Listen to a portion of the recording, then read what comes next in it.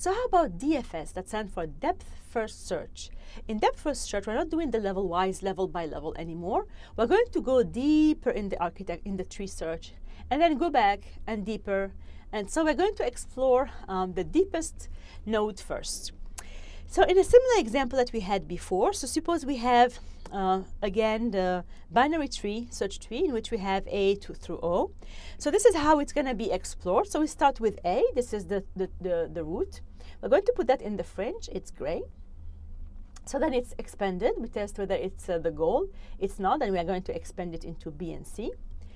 But here, observe that, so once we expand the B will be expanded to D and E.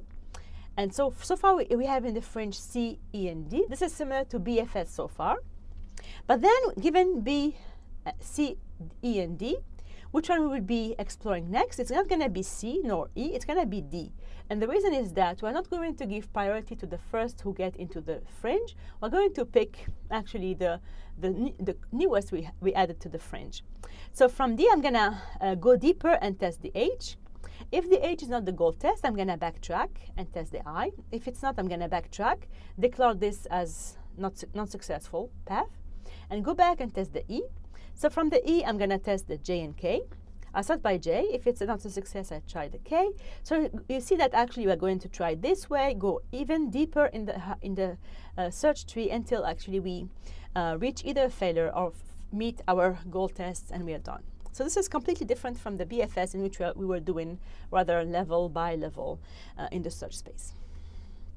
So the corresponding algorithm, again, very, very similar to tree search, but very similar to BFS search, except that this time we're going to use something different to handle the fringe. We don't want anymore a queue, because a queue has the property that the first in is a first out. We want this time to go deeper, so the first in is not the first out, it's the last out. So in this case, we're going to change the way we put the information, and in this case, we're going to use a stack. This is the stack. So the stack is the frontier is the stack. We're going to here pop the information from the top of the stack, and here push some information in the stack. The way this data structure works is as follows. So this is our stack. Our stack acts like a pile of, think of a pile of plates. So in the stack, you're going to push the information inside. So that's the push. We'll add the information in the stack, right? And we're going to pop the information from the top, so which means that the last in is a first out.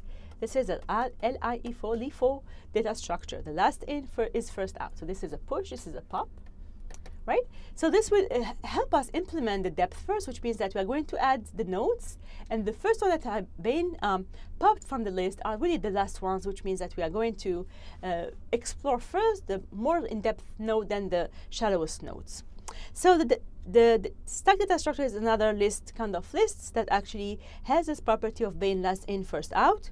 That's pretty much it. So the main difference is that we are going to create a stack, pop the information whenever we want to test an element from the fringe, and we're going to push the kids or the neighbors, the children of the node, into the frontier by doing the push command in the LIFO.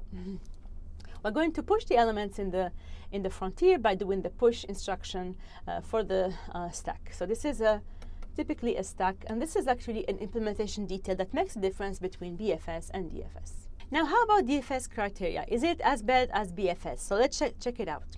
So first of all, is it complete?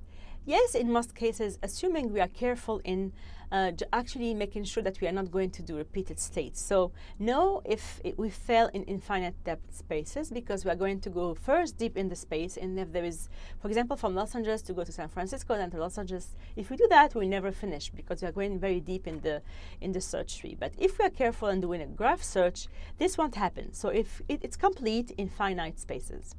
For the time and space complexity, unfortunately, it's still exponential.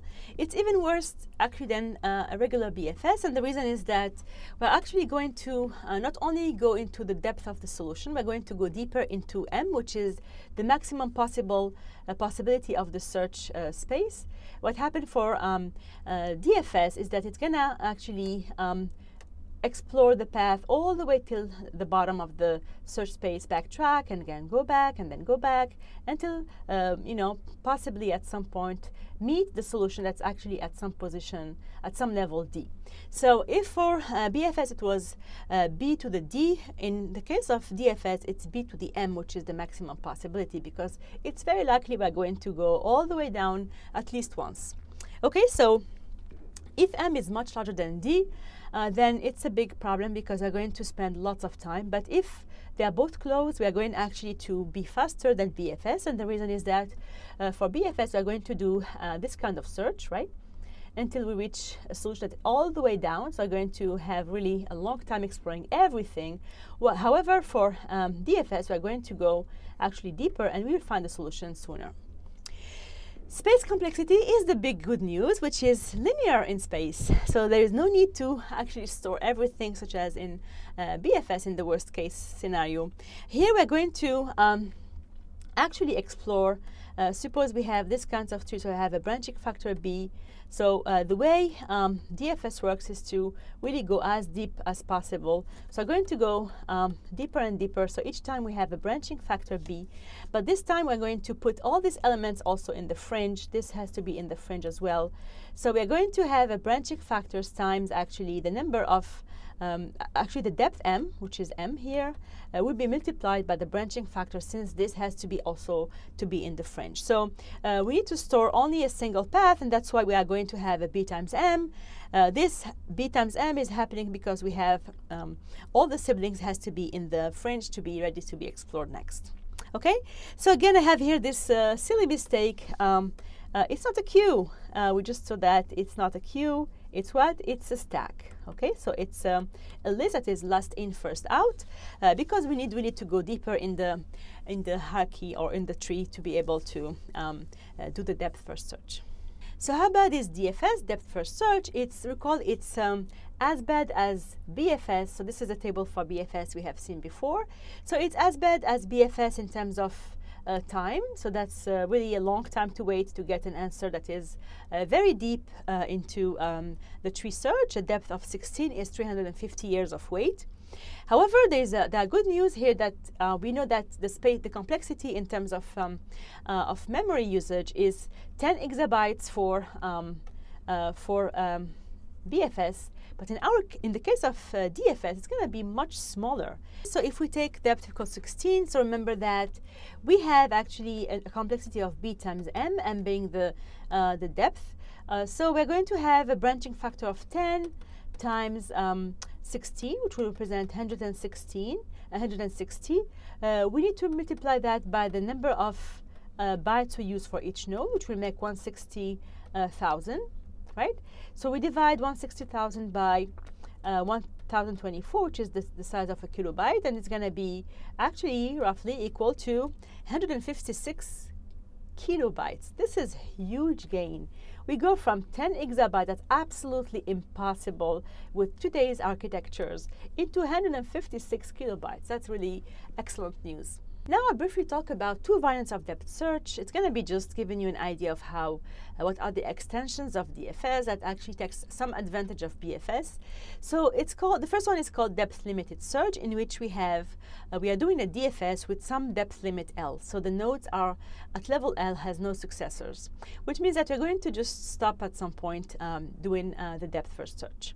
So we're going to select first some limit in depth and to explore with the depth first search to that limit. So this avoids to actually do an infinite search in case we can't handle the loops. So another variant is called iterative deepening, in which we are going to increase the limit L. It's actually a combination of BFS and DFS in essence.